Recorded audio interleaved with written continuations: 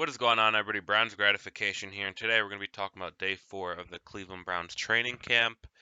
Okay, so day 4 was July 31st. Defense dominated the offense during 7-on-7 team drills.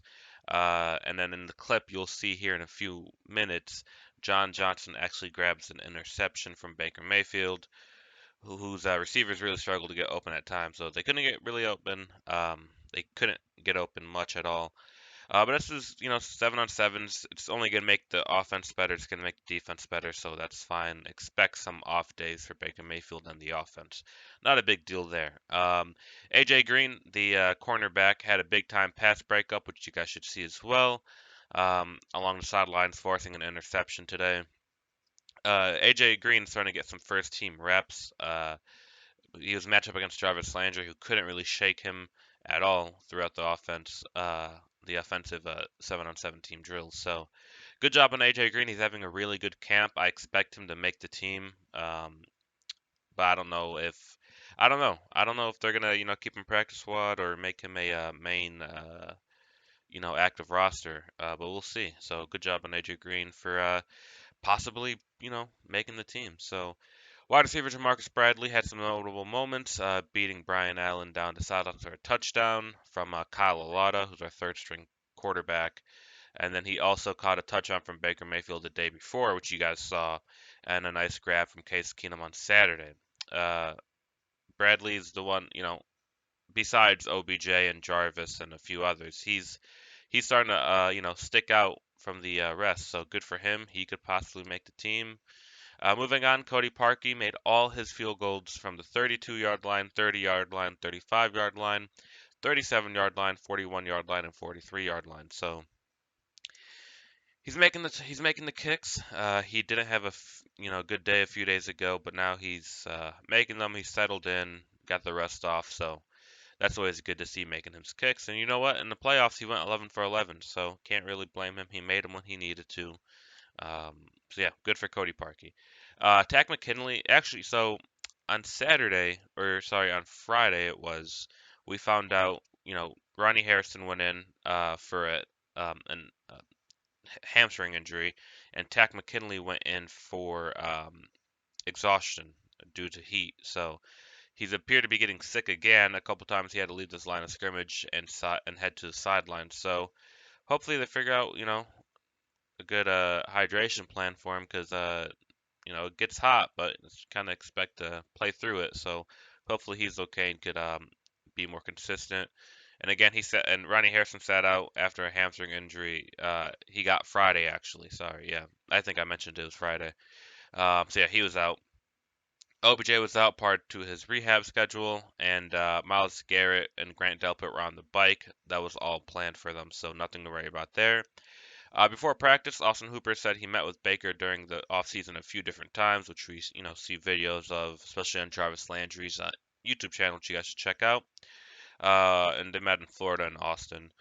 They just worked out, got more comfortable with each other. Then it goes on to say, if you're prepared, you're confident, which is completely correct. Austin Hooper didn't have a great season last season. He had appendicitis he was out for like a month. And just couldn't really get going. He started to get going a little bit near the end of the season, just didn't make that big impact. And Kevin Stefanski did say that they're gonna they're gonna expand Austin Hooper's role. So yeah, good. We paid him a lot of money. We'd like to see him be used a little bit more, or just play better in general. So it looks like this season will be a big year for him. Jake Trotter, this is the notes that I'm getting from, says not only do the Browns return all 11 offensive starters, they bring back the bulk of key reserves as well, like Keenum, Dearness Johnson, Donovan Peoples-Jones, and Harrison Bryant. Stefanski said they're not skipping teaching language and terminology offensively, but they've been able to zip through it faster because the players already know it.